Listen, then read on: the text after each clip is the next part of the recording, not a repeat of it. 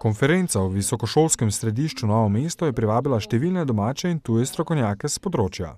Novo Mesto is strategic in this ancient Amber Road because it started from Baltic Sea and arrived in south of Italy many years ago. For example, before the Roman age. Zanimivo dejstvo je, da je v tej mreži teh jantarnih mest vključenih 4500 mest. In informacija o takem dogodku seveda se širi po vsej tej poti in v ta mesta. Tako da s tem pridobivamo na prepoznavnosti.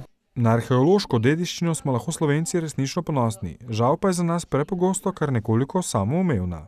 Prvič v to, da jo uživamo, da nam je naš temeljni kapital, se pravi izobraževalni, identitetni, razvojni, gospodarski in tako dalje, ampak je tudi naša dolžnost in obveznost. Druga mednarodna konferenca mest ob jantarni poti je sicer nosila naslov Turizem na stičišču arheologije in industrije. Določeni zaključki današnjih predavanj, ki so bili, kaže na to, da se v bistvu od arheologije lahko preživi. To se pravi, da ljudje imajo od tega službe. In to je zelo močno sporočilo. Namreč arheologija, dokler ne ustvarja delovnih mest, bi rekel turističnih delovnih mest ali pa gospodarskih delovnih mest, seveda nima tiste veljave, nima tiste cene. Naslednji izziv za dolenjsko prestolnico je v tem, da svojo bogato arheološko dediščino še bolj izpostavi in uspešnejše trži.